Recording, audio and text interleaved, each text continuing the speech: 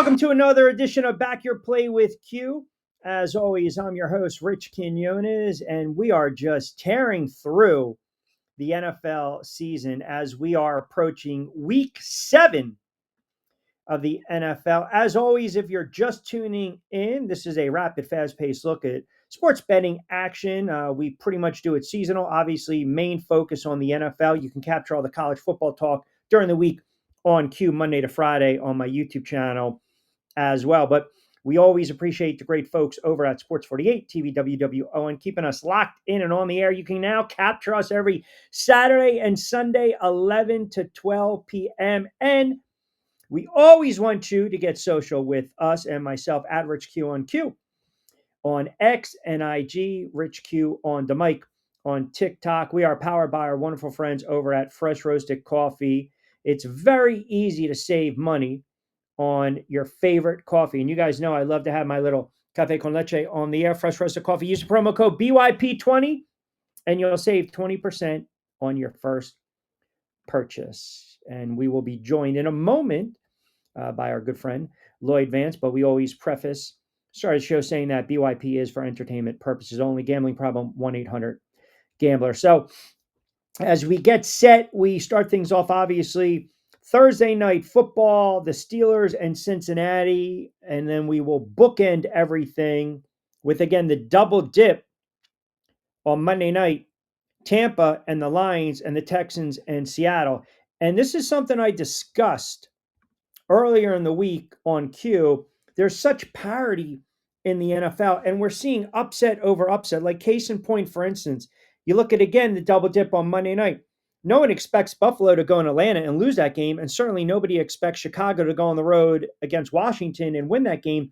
When you saw the spreads of 7.5, 3.5, 4, you were probably leaning towards A, the road team in Buffalo, and then B, the home team in Washington. And as the legendary Chris Boomer says, not so fast, right? That's why they play the game. So the lines will start to really, I don't like to use the expression tell you something or speak to you, but they're kind of going to dictate going forward where you're going to hang your hat. When you're starting to talk about what direction to go with some of these dogs and some of these home favorites, because we're kind of getting into that nitty-gritty heart of the NFL schedule. Week 7, pretty much almost halfway through. It is a 17-week schedule. We're seeing a lot of games hit the overs. Player props are just absolutely sporadic. And here's also something to consider. Quarterbacks, benchings, injuries, inconsistent play, NFL trade deadline right around the corner. Where are teams going to buy? Where are teams going to sell? What are they going to do? And that's something that also plays right into the gambling line, because you will see some movement here and there, but there's certainly parity. You cannot figure out this league at all. Thursday Night Football, Steelers 4-1 against Cincinnati 2-4. You see on the Q ticker right there, Hendrickson's going to be out for the game tonight for Cincinnati. Cincinnati decides that let's make a move with our in-division, in-state rival in the Cleveland Browns. They trade for Joe Flacco. Flacco still cannot move around. He's not that guy anymore. Pittsburgh laying 4.5 on the road. A team that I am not high on, a team that I'm not convinced is a juggernaut. And I will say this, they can keep Rodgers upright, but they haven't really been able to run the ball with any sense of consistency. They're averaging just 3 yards a carry. And if anything, if Cincinnati can shut down the run and they can force that offense to be one-dimensional with Aaron Rodgers, I think they have an opportunity to stay within that game. That half a point creeping towards 5 probably will close at 5. It's a little appealing to me to take Cincinnati at home, but I'm just so worried that, again, if Rodgers has time, I mean, look, they shouldn't have beaten the Vikings, and they pulled away from a bad Browns team. So if you're really high on the Steelers, then obviously you should be comfortable with that 4.5. A lot of 1 o'clock games. You also have a very good matchup in London, Sunday, 9:30 a.m. It's a NFL Network special, obviously. Everyone goes to London, right? London's falling down. You have the Rams right now, 4-2, laying 2.5 against Jacksonville, who's also 4-2. Both teams coming back down to earth a little bit. Jacksonville, I think they got humbled against Seattle. The defense played exceptionally well for the Seahawks. And then the Rams, coming off that loss against the 49ers, a game they could have won, come back. And you really think maybe they should have blown out a team in the Ravens that have so many issues defensively. And of course, with Lamar Jackson being banged up, they beat them 17-13. They didn't cover the 14.5 in that one. But as I mentioned, we've got some good 1 o'clock games. We're going to go through the docket. We're also going to highlight, a couple games that I'm looking at. I mean, obviously, the Giants, see if they can keep that momentum going with the big win over the Philadelphia Eagles. Speaking of which, the Philadelphia Eagles take on Minnesota. That line has dropped. It was 2.5. It's not anymore. The Eagles are now 1.5 point favorite in that game. So again, you're seeing right now, does that mean that Carson Wentz isn't going to start? JJ McCarthy of the Vikings is going to start, talking about a lot of issues with the Philadelphia Eagles and their offense. They haven't been able to run the football. They haven't been able to get Saquon Barkley going. We know about the issues with A.J. Brown. We also know about the issues with Jalen Hurts, the inability to throw that deep ball this season. Kevin Patullo, the offensive coordinator, has been on the hot seat. Defensively, they need to clamp down. That's a game that we've bookmarked for this edition of Back Your Play. That's going to be an interesting one. We mentioned the Giants and the Broncos. Colts and the Chargers is going to be a good one. Washington and Dallas should be a good one as well. The Monday night games are really good. Tampa, Detroit, the Texans, and Seattle. And you're seeing some high totals in some games, but you're also starting to see lines being bet down. Now, there are some double-digit lines this weekend. Kansas City, monster favorite, rightfully so. Kansas City starting to get their ball bearings back.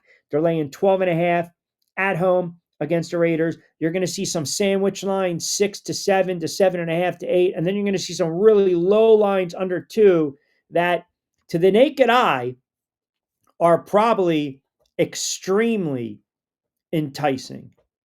To the naked eye, they are probably extremely enticing because everyone wants to jump when it's 1.5, 2. They steer clear of the 2.5 because, again, you got the hook. You're afraid of the push. But just glossing over this, Washington under 2 on the road. Chargers under 2 at home. Carolina under 2 on the road. Philly under 2 on the road against Minnesota. Like, these gives you, you got a little juice with these games. Cleveland under 3 at home against a very bad Dolphins team. So we're going to run through the gamut. Lloyd Vance, our good friend from Lloyd Vance's Insider Football, host of Insider Football, every Monday, 8 to 9 on Sports Radio 102.9 FM. The Game's going to join us momentarily. And again, we always encourage you guys to get locked in, get social with me. Very easy to do. Follow along at Rich Q on X and IG, TikTok Rich Q on the mic. You can like, comment, subscribe to my YouTube channel at Rich Quiñones. And if you are just joining us, I got to tell you, the feedback, we've got some really nice feedback from the good folks over at NY48 WWON. You guys are hitting me up on Facebook, on IG, on X. So we really appreciate the fact that we're on Saturdays and Sundays, 11 to 12, kind of jumpstart your sports weekend and you start to looking ahead to some of these lines as well. All right, quick timeout. We should be able to punch up Lloyd Vance in a moment. He's going to join us. And again, just cranking up on this edition of Back Your Play with Q. We are powered by our wonderful friends over at Fresh Roasted Coffee. Don't forget 20% off your first purchase. Use the promo code and the affiliate as well, BYP20. Check out the affiliate link on my show notes. Quick timeout. We'll come back on the other side. Keep it locked in to Back Your Play with Q.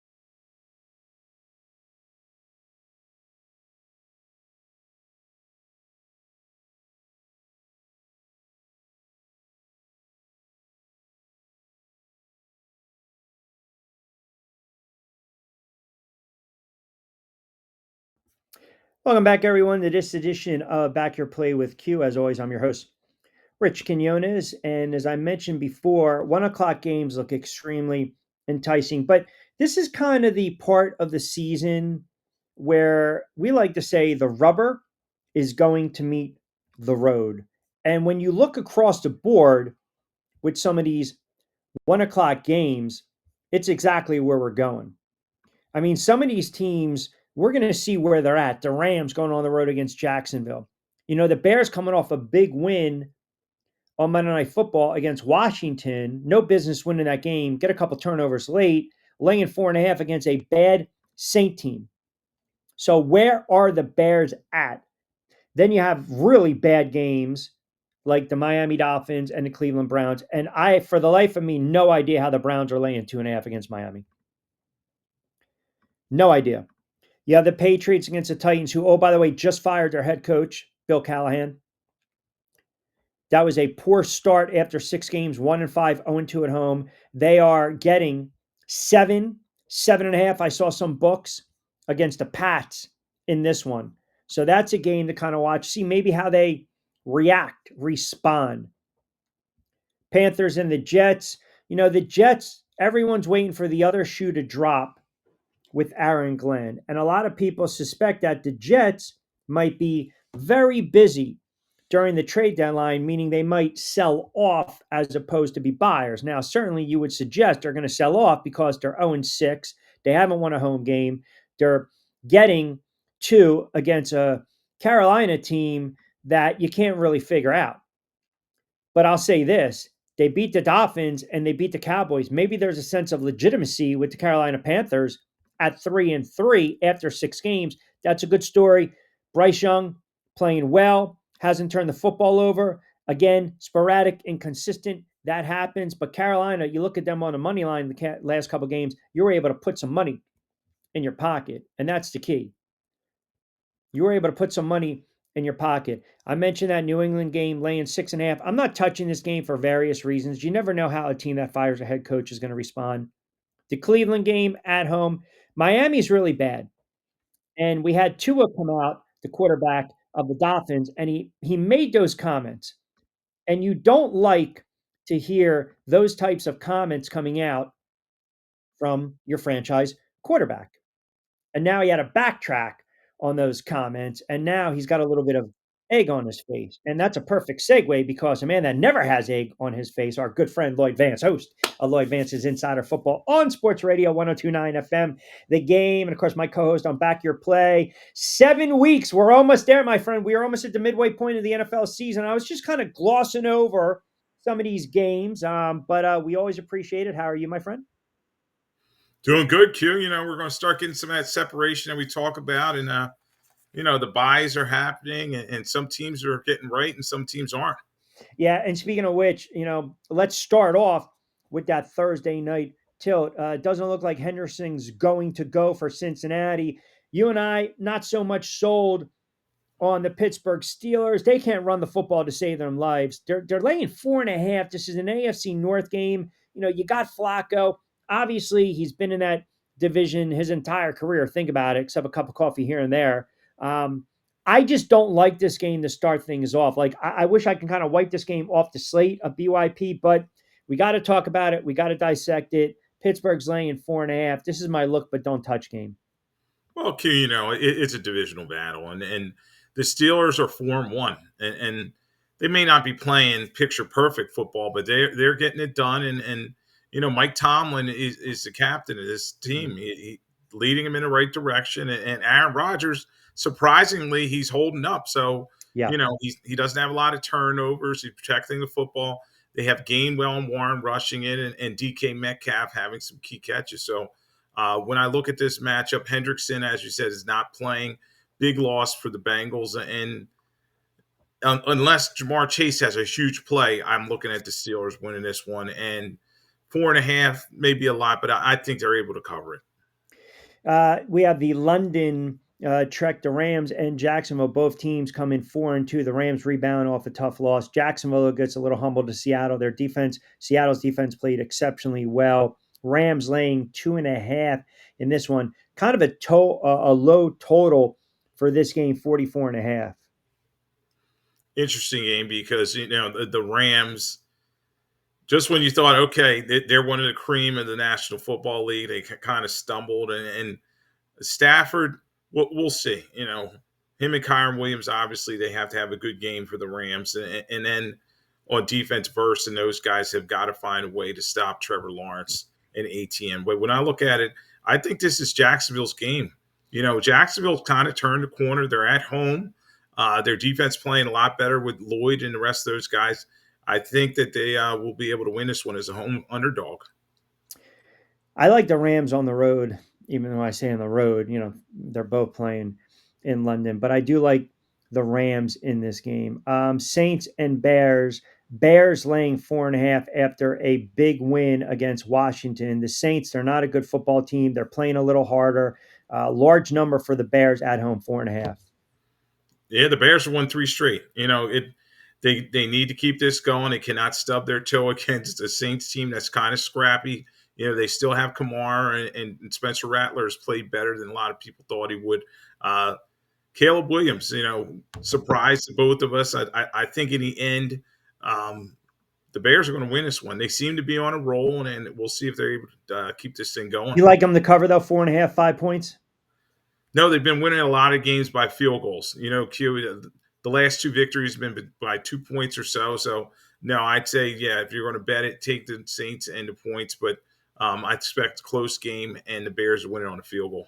That's a good point. They lost to the Vikings by 3 to start the season, got waxed by the Lions, pulled away from the Cowboys, beat the Raiders by 1, and then obviously beat the Commanders with that last-second field goal by 1 as well. Can't figure out the Bears. This next game, again, there's value in a bad game like this.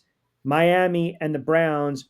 The Miami Dolphins are 1-5. Browns are 1-5. The total is 37.5. It's extremely low. Cleveland's laying 2.5. We know about Gabriel for Cleveland. Not going to throw the ball down the field. We know about Tua with the Dolphins. We know about all these injuries and the trade deadline right around the corner. Are they going to trade Waddle? A lot of names are being floated out there. Very good wide receiver. They just offensively, it's been a funk. They just never really have gotten off the mat. Their season was derailed that first game of the season where they had a no-show against the Colts and lost 33-6. But if anything, I would lean towards the under in this one at 37.5. Yeah, Q, both these teams are struggling, and they both have off-the-field kind of issues going on. I heard you talking before I came on about Tua and his comment, walking him back. And McDaniel's on a hot seat, and I just don't see that changing. Cleveland's very tough at home, Q. A lot of people forget that defense is a good calling card. And ask the Green Bay Packers. They lost in Cleveland, and I think Cleveland's going to have enough to win this game. Dylan Gabriel, efficient quarterback, maybe an ugly one, maybe a lot of field goals, but I'll go with Cleveland. Another good point. At home, they lost by 1 to Cincinnati to start the season. At home against the Packers, they beat them by 3. At home against the Vikings, they lost by 4. Much better team at home than obviously on the road. And you illustrated that defense, they can get to the quarterback. And I think they're going to force a couple turnovers. Here's a play. We always talk about special teams defense. For some reason, I'm falling in love with these defensive scores.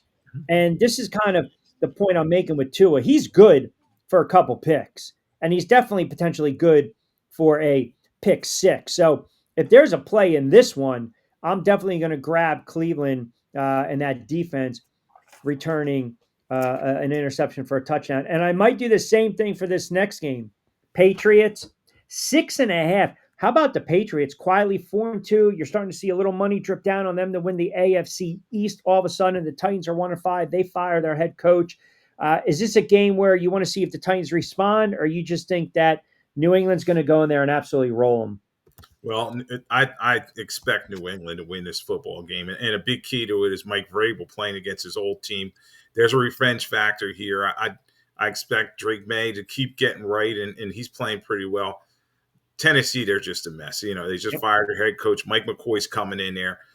But I don't expect any different. I think New England will win this one and cover the number. Yeah, I mean, if you're looking at anything, maybe Pollard out of the backfield, 9.5 receptions for receiving yards. How about Cam Ward? You know, is it too early? I mean, think about it. You're number one overall draft pick.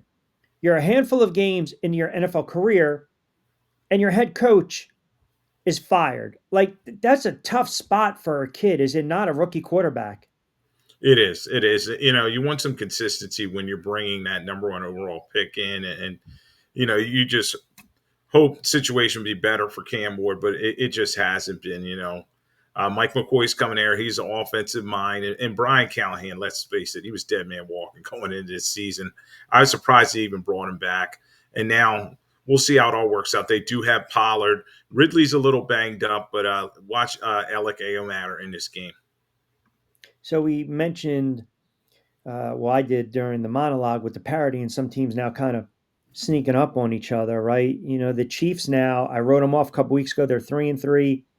They have the one of the largest spreads, if not the largest spread of the weekend, 12.5 at home against the Raiders. Just to put it in perspective, right now, they have the shortest odds, updated Super Bowl 60, shortest odds right now. Go figure. Kansas City at plus 650. Buffalo is at 650 as well, but we'll get to those Bills in a moment because they just don't look right. But here you go. Kansas City, you know, just when we want to count them out, bad loss against Jacksonville, come back, and the offense is clicking against a very good Detroit team. And defensively, they made some stops. Now they have won 3 of 4, and now they're sitting at 3-3, and everyone believes like, okay, here we go. They're getting ready to go on a run. Yeah, you definitely have to think with the addition of Rashee Rice, this team in the Kansas City Chiefs is going to be ready to roll, and uh, their defense has got to play better, as you just pointed out earlier. And I think Kalafdis and the rest of the guys will do some good. But the Chiefs better be careful, Q. You know, they lost on Christmas Day to the Raiders. Everybody remembers that. And I know the game was in Vegas. They just did not look right. And then Max Crosby's out there against Juwan Taylor or the other left tackle is kind of beat up. So interesting game here. I think in the end, the Chiefs will win this one to keep on their roll that they're on, but that 12.5 is just too much. I think the Raiders, if you're going to bet it, take the Raiders into points. It is a rather large number. Raiders, you can't figure them out. Like what Geno Smith, I mean, you might as well play a defensive score touchdown for Kansas City in that one. Very intriguing game for a lot of reasons in our backyard. Panic mode up and down Broad Street and South Street. And here we go, Arch Street. Eagles on the road against Minnesota. They're 4-2. Still can't get that nasty taste out of their mouth. My Giants clipping them at home on Thursday Night Football. Minnesota. So that line was sitting at 3. It's dropped to 2.5. Now it's bet down to 1.5. That tells me that we're probably going to see McCarthy in this game as opposed to Carson Wentz. But a couple things in this game. You know, defensively for the Eagles, whether it's going to be McCarthy and or Wentz, if it's Wentz, we know that he still doesn't have that pocket awareness. This should be a game where a guy like Jalen Carter should kind of get off, and defensively really hasn't given you much this season. And think about it, you know, he's probably going to want a monster contract after this season. And if Rosenhaus pitches that, Eagles might turn around and be like, no, we're going to have to wait another season. Like he's been extremely, extremely quiet. I don't think he has a sack this season. You know, he's got a couple quarterback hits here and there, but this would be the get right defensive game for the Philadelphia Eagles. Well, you would hope so, Q. You know, the Eagles have lost 2 straight, and they're just searching for an identity because, let's face it, offensively, they're kind of challenged lately. You know, Patullo, I just don't think things are working out as Simmons' offense coordinator. And then defensively, Kelly Ringo has struggled at that other cornerback position. And you talk about the pressure the Eagles are not getting that they got last season when they won. So a big game for them. Minnesota's underrated, man. They have some weapons in Justin Jefferson, and on defense they have Brian Flores. So been back and forth in this game. I think the Eagles, I just can't see Sirianni losing 3 in a row. I think the Eagles win this one. It's probably a field goal type game where Elliott wins it for them. Plus 1,200 to win it all, get back to the Super Bowl, and repeat Philadelphia Eagles. Panthers against the Jets. Panthers playing much better, 3-3, had a big win against the Dallas Cowboys. The Jets are just a bad football team. Now the conversation is, Is Aaron Glenn going to be one and done? Are they going to start selling off some of these pieces? Offensively, they can't do anything. That was just a horrible display towards the end of the first half in Ireland against Denver. Just horrible football. Fields looks bad. They can't run the football. The receivers look, even though you have a good playmaker in Wilson. The defense gives you absolutely nothing. I mean, I I don't really bet Carolina that much, but they've been good on the money line. I'm nervous that this might be the week that Carolina just reverts back to their bad habits and the Jets just tumble into a 13-6 win. Well, it has a chance to be ugly. Yes, Carolina's 3-3, but they're on a win. 500 for the first time this late in the season since I think like 2021. So this is their chance to prove it. And the Jets 0-6 for a reason. You talk about that sloppy game over in London, 13-11 victory. It was just terrible.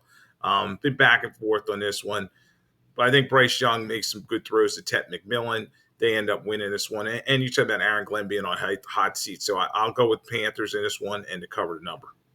All right, midway through this edition of Back Your Play with Q, Rich Quiñones here. We are joined by our very good friend Lloyd Vance, of course, NFL writer, researcher, historian, insider as well, host of Lloyd Vance's Insider Football Monday, 8 to 9 on Sports Radio 1029 FM The Game, part of the Coastal Sports Digital Network down there in Florida. Joined me during On Q and, of course, BYP throughout the NFL season. And if you guys are tuning in right now, every Saturday and Sunday, 11 to 12 on NY48 WWON.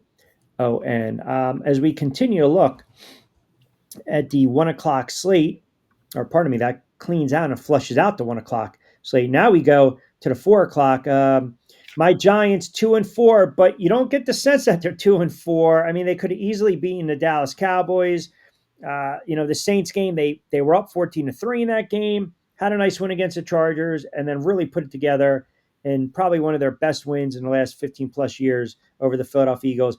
Now you're kind of going into a situation on the road, Denver, good defense, tough spot to play in. And oh, by the way, Denver is going to be retiring Demaryius Thomas's number, jersey, his number at the half. And he was a heck of a player for the Denver Broncos. I mean, everyone still remembers, just the catch and run, right, in that playoff game. Tebow hits him, and I think it was against Pittsburgh. Unfortunately, passed away at a very young age of 33. So, they're going to be, emotionally ready. They get up for these types of games, right? Anytime you're honoring a fallen player or, retiring a jersey and the player's present. So this is a tough spot for the Giants, but I'll tell you, they got something going on with Dart. They got something going on with Scadaboo. The defense has played well. I am actually, part of me believes the Giants can go in and not only cover, but win this game outright. Now, I'm not being a fan. I'm trying to be objective. But that number is 7.5. That is a large number. Yeah, Q. This situation where tough assignment for the Giants, but they're a young team. They're scrappy, and they're playing with house money. You know what I mean? It seems like Daboll, I'm not saying his job's safe, but he's moving this team in the right direction. And then you have Denver on the other side. This defense is pressure. It's Vance Joseph. Their attacking unit. They lead the NFL with 30 sacks, 9 last week. So that's going to be, Thomas and that young line for the Giants. They're going to have to try to shut this down. Fun game to watch. I think Denver will win it at home, but 7.5 is a lot to ask. It is. I think that number might be bet up. And it's weird. It's 7.5, but yet the total is 40.5. Now, Denver, they're kind of a mixed bag, though. I know they won 3 in a row after the 2-game slide to start the season after they beat the Titans to open up 2025 campaign. Looked good against Cincy, came back and beat the Eagles, and then really didn't give you anything against the Jets. And here's another thing. That's, think about that trek, right?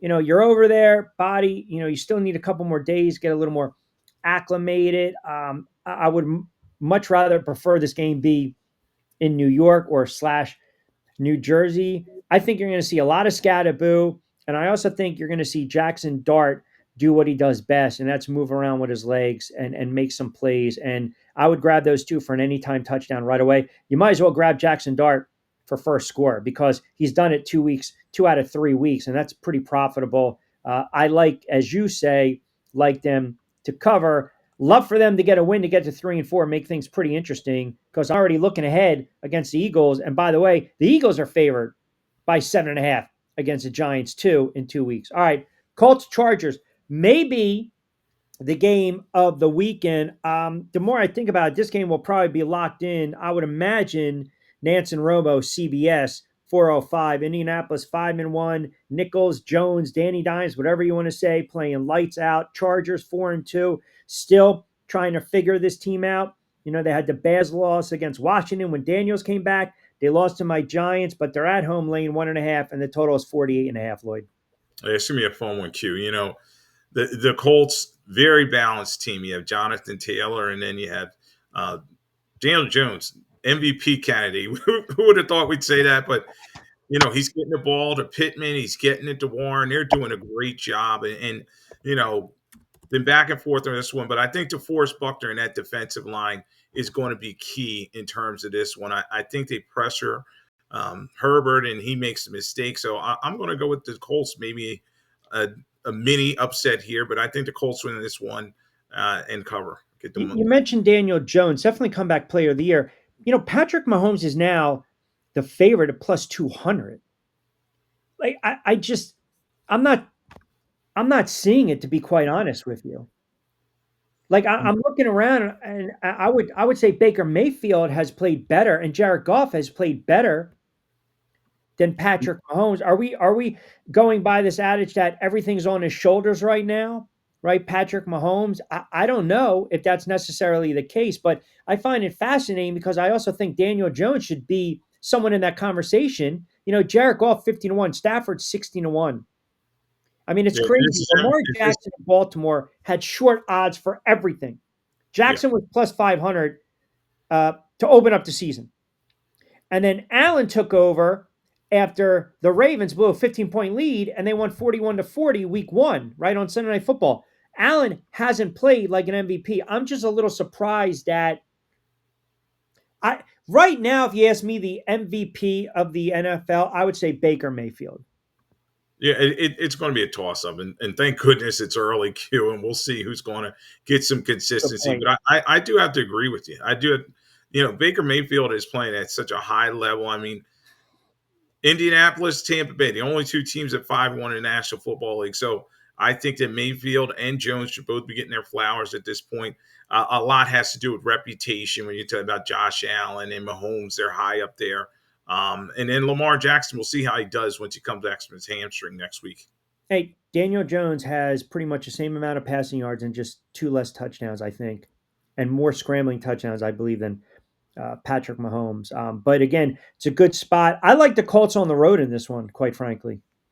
Yeah, I do too. I think the Chargers are just too inconsistent. They have a lot of injuries, and their defense, people have moved the football on them. So I expect Jones to lead, you know, Indiana Jones to lead the Colts to another victory. Do you believe that there's going to be some opportunities for, and by the way, Daniel Jones, 12 total touchdowns, 4 rushing. I just want to make a point.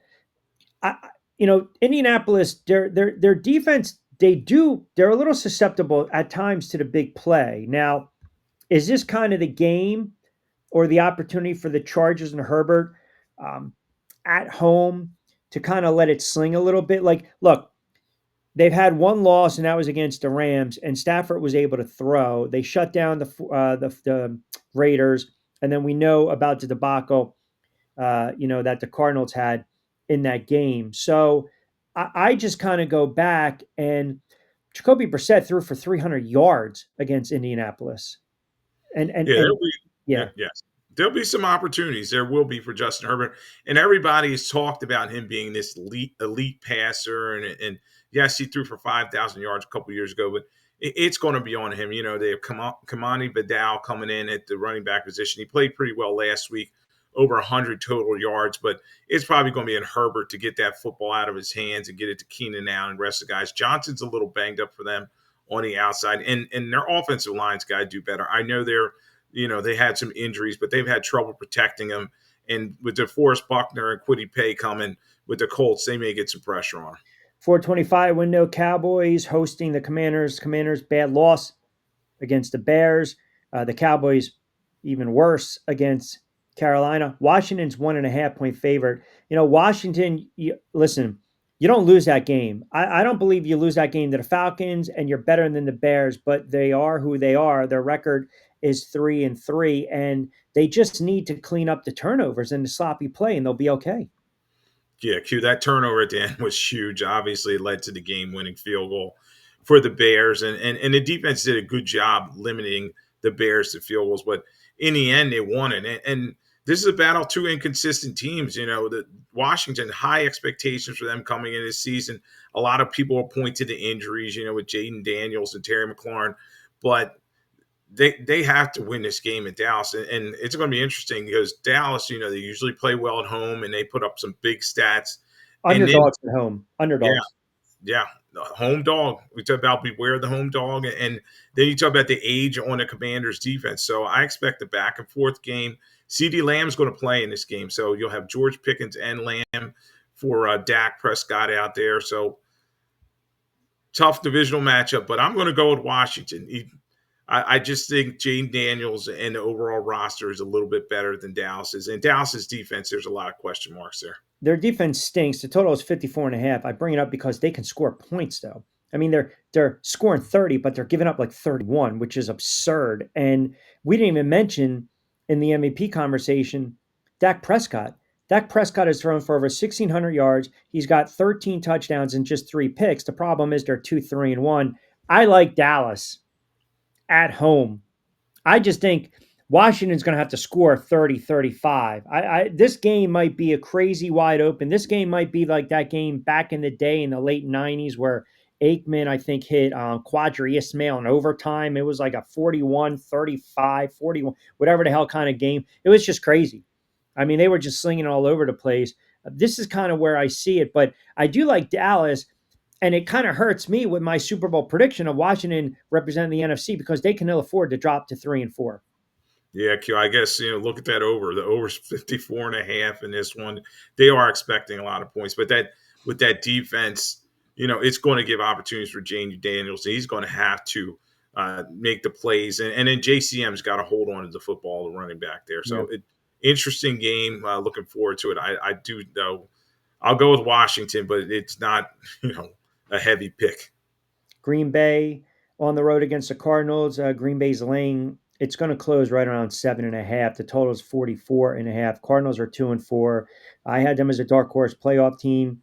They cannot close the deal. They started off 2-0, kind of like the Saints did last year, and then all of a sudden, boom. Had the bad loss to the 49ers, bad loss to Seattle, they should have won. Inexplicable loss to the Titans, they should have won. And then, they're keeping games close.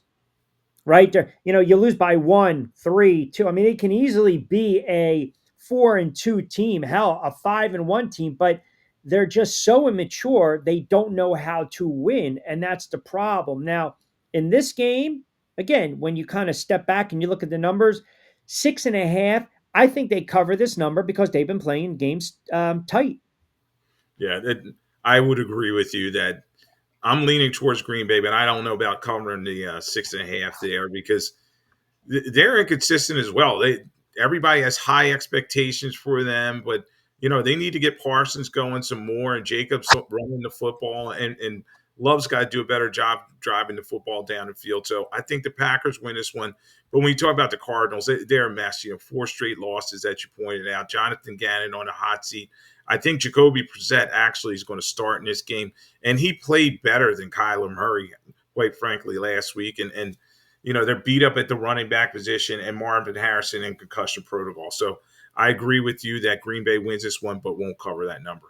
All right, there's your slate for Thursday, Sunday, 1 o'clock, 4 o'clock. We've got primetime Sunday Night Football, the double dip on Monday Night Football. We will get into those games, and we have a couple moments. We'll go around the league as always. Keep it locked into this edition of Back Your Play. Quick timeout. We'll come back on the other side.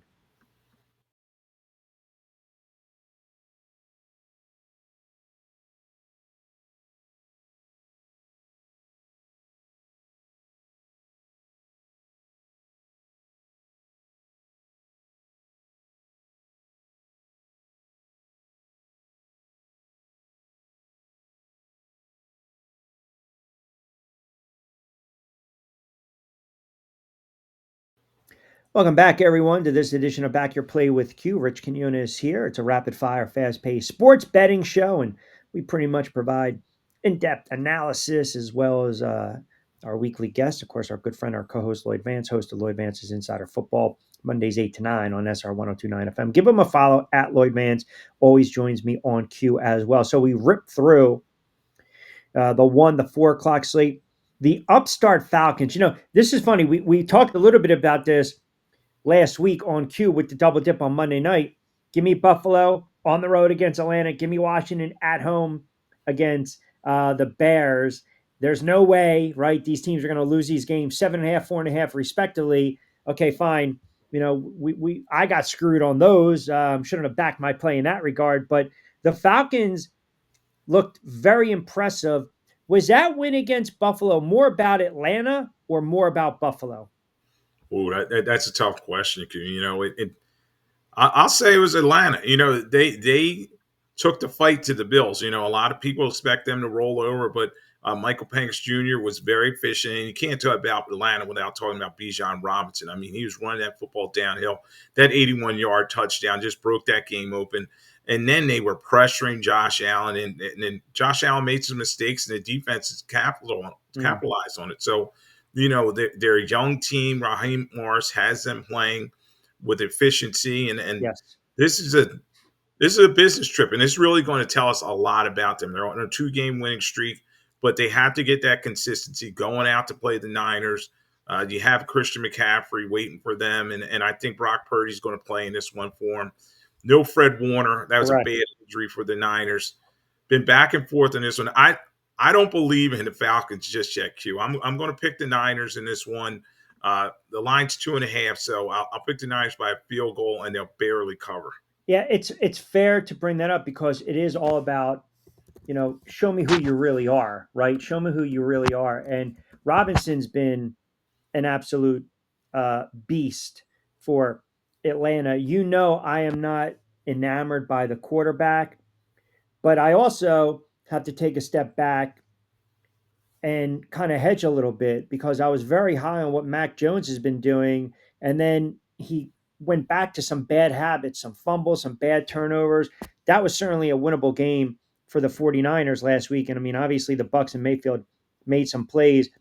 I think Robinson's going to get his this weekend. I think they'll be able to run the football.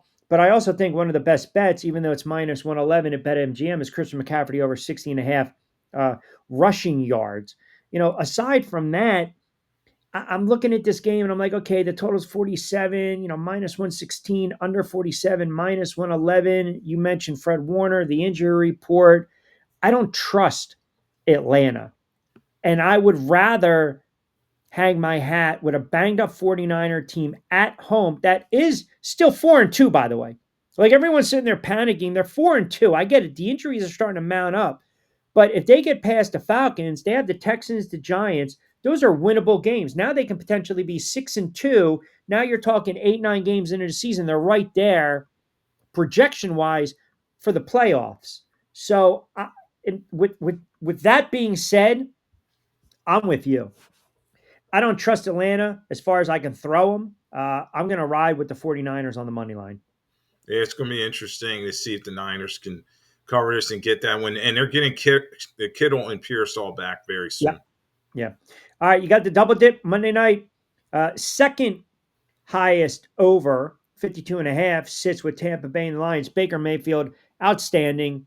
1,600 plus yards, 12 touchdowns, 1 interception. He plays with onions, stones, heart, guts. I mean, the reclamation project, they should do a 30 for 30 on Baker Mayfield. It was a cast off. And now, over the last several years, looks like a Hall of Fame quarterback. Go on the road, Detroit. To me, sit back, 7 o'clock, get a little fresh roasted coffee or beverage of choice and just enjoy it because I think this game is going to be wide open, high scoring. Detroit, 5.5. I'm going to tell you something. I like Tampa to not only cover the nut, but I like Tampa to win this game outright. I think they're going to be able to throw against the Detroit Lions, and I think they're going to get some stops. I also believe that sometimes Dan Campbell is so overly confident with his team. I like what I'm seeing with Tampa Bay defensively over the last several weeks. I'm rolling with Tampa Bay. Well, and this is a divisional game from a couple of years ago, and now we're going to see. We're really going to see, which team's ready to take the Yeah. lead in the NFC, and great heavyweight matchup, as you're saying. And he is for the Lions. Amon-Ra St. Brown's been playing at a very high level, and then Gibbs and Montgomery running the football. Their defense though is very banged up in the secondary. And then you're talking about the Bucs. They're getting Mike Evans back in this game. I'm not sure about Mbeka and Buku. And also Godwin. I'm just not sure about that. I've been back and forth on this one. I think good Jared Goff shows up in this game, and that Detroit wins this one. I'll say they cover the number because I think they'll win by a touchdown, but it's going to be back and forth. The team that turns the football over first is going to lose this one. Yeah, and listen, Evans should be returning. Obviously, Ibuka, the absence of him, definitely going to be, harmful. And this is, people are going to say maybe a bounce back primetime game for Detroit. Pardon me, but Detroit's secondary is banged up, and it was pretty apparent against that loss against Kansas City. I know Tampa is banged up at the wide spot, but this could be a game maybe like a Sterling Shepard in the slot steps up and makes some plays, right? I mean, you saw that rookie kid make a ridiculous play. Yeah. Yeah. Yeah. So you're, just to reiterate, you like who in this game? Yeah, I'm going to go with Detroit. They're the home team. I think Jared Goff plays efficiently in this one, and Hutchinson gets some pressure on Baker Mayfield because that offensive line is still a little beat up for the Bucs. But it should be a fun one to watch, and expect a lot of touchdowns. Because Tampa does not, they kick some field goals, but we know the Lions don't. So expect a lot of scoring in this one. All right, last game, if you can stay awake at 10, Texans against Seattle. Seahawks 4-2. Defenses play really well. I'm a Sammy Darnold guy. The little blemish, ball goes off the helmet in Tampa Bay. This team is a 5-1. We should be talking about Darnold in the MVP conversation as well. The Texans, they are just off. Look, coming off the bye, had the big win against the Ravens, 44-10, well rested, but this is their second trip back on the road. Seattle's always a tough nut to play in. They've got the 49ers coming up, Denver coming up, Jacksonville coming up. This is their season right here. If the Titans want to make a push towards the playoffs, let alone the AFC South, they can't afford to lose this game. And just to give you the numbers again, as we close out with this game, numbers-wise, they are a 3.5-point dog on the road, and the total is 41.5. Yeah, this is a fun game to watch because the Texans have gotten right after a slow start, and Stroud seems to be coming around. But the key thing is obviously that Chubb has run the football, but not with that much effectiveness. He's on his highest total was 60 yards or so in week 5. And then you look at Seattle, their defense is sneaky good with Leonard Williams and the rest of those guys flying around, making plays. And then Darnold, you talk about him, he's got a real connection with his tight end. And then you can't forget about JSN. I mean, last week, 8 catches on 13 targets, just explosive. And I expect JSN to have that key matchup with Stingley Jr. That's going to be fun to watch. But I expect that they're going to be able to run the football. The Texans have trouble stopping the run. Mm-hmm. You're going to see Walker. You're going to see Charbonnet. I expect Seattle to win this one and cover the number. Yeah, I like Seattle on the money line, also laying the points as well, which always leads us to, teams got to man up. Must-win time, week 7. Which team needs to show up, or which teams need to show up? Yeah, in terms of teams that got to show up, first and foremost, the Philadelphia Eagles. They're the champions. They're pounding their chest, and their adversity is looking at it right in the eye. This is the fork in the road game. They've lost 2 in a row. Going on the road to Minnesota is not going to be easy. Brian Flores and that defense can get after people with Dallas Turner. But if Carson Wentz plays this one, I expect the Eagles to get some pressure on them. But the Eagles need to win this one and get back on the winning side of the ledger. Another team, I think, some pressure on to win. Gotta go, Kansas City. They have a little momentum here, and this is their chance not to let down. The Raiders are hungry.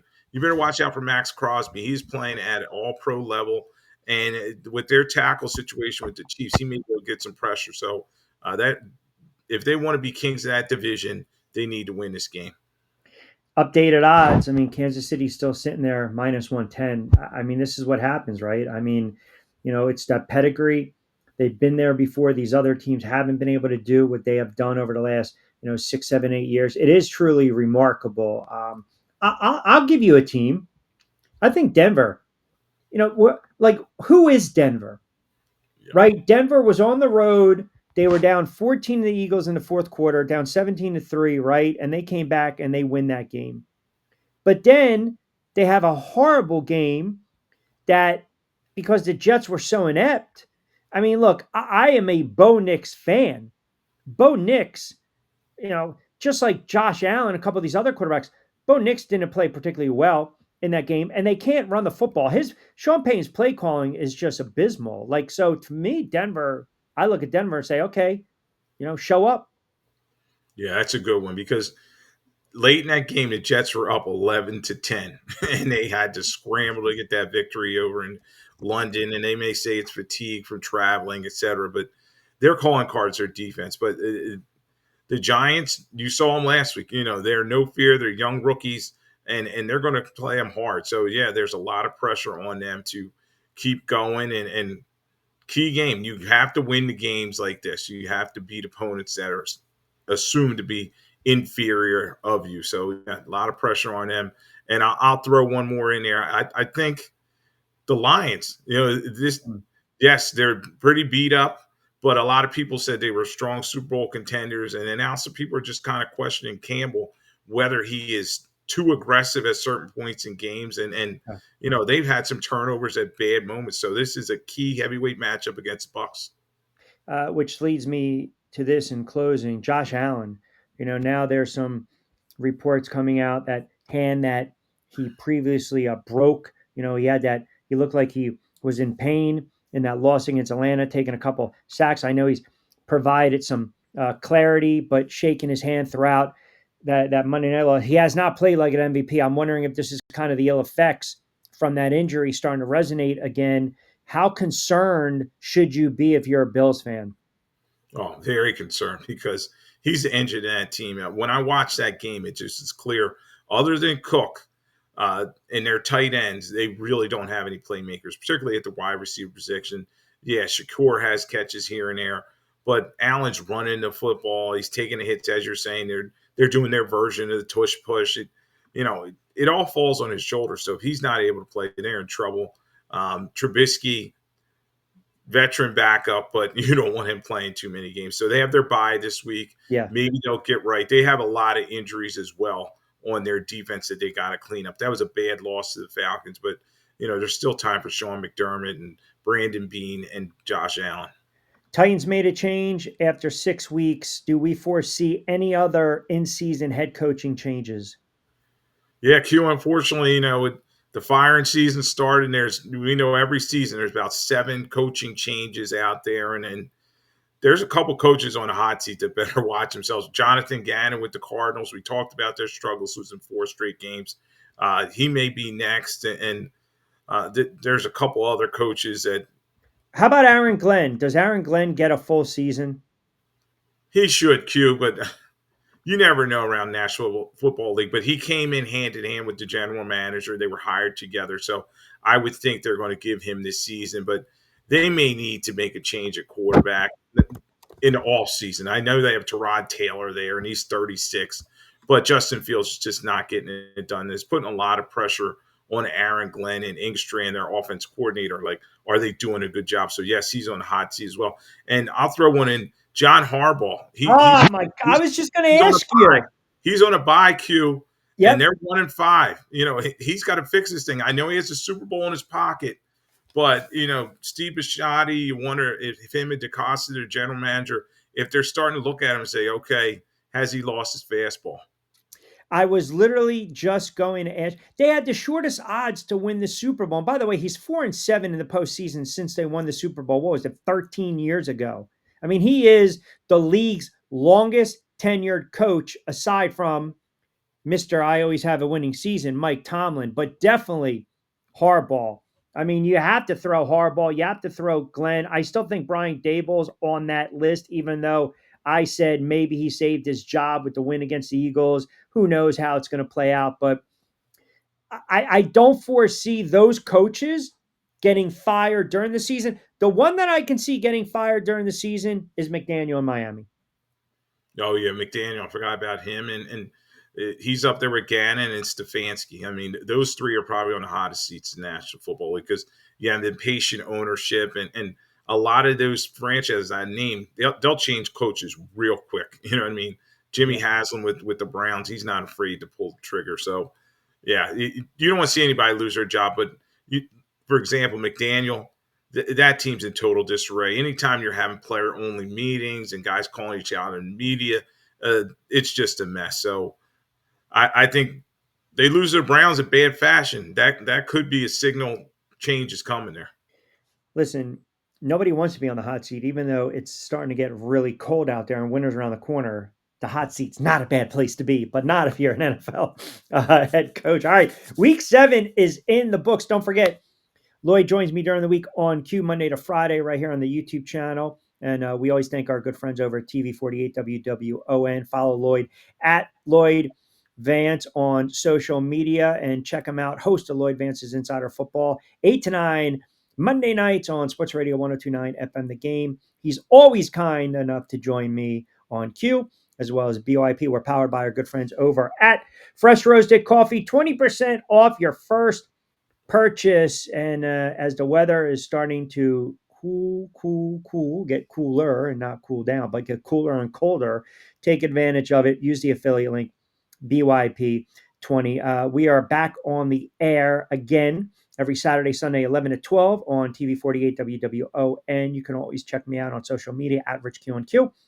on X and IG, and of course TikTok RichQ on the mic. And as we always mention too, back your play, entertainment purposes only. Gambling problem, 1-800-GAMBLER. We like to let that sit for a minute or two as we start to wrap things up because it's always in good fun. And as I like to tell my cohort, my co-host, my caballero right there, mi hermano, Lloyd Vance, if you say it, you play it. If you back it, you're going to stack it. Baby. There you got it, brother. All right. Appreciate you joining me again for this edition of Back Your Play. We will do it again next week. I hope you put a little coin in the pocket, my friend. We'll catch you Monday, 8 to 9 with Lloyd Vance's Insider Football. And, of course, joining me during the week on Q. Appreciate you, my friend. All right, Q. Thanks for having me on.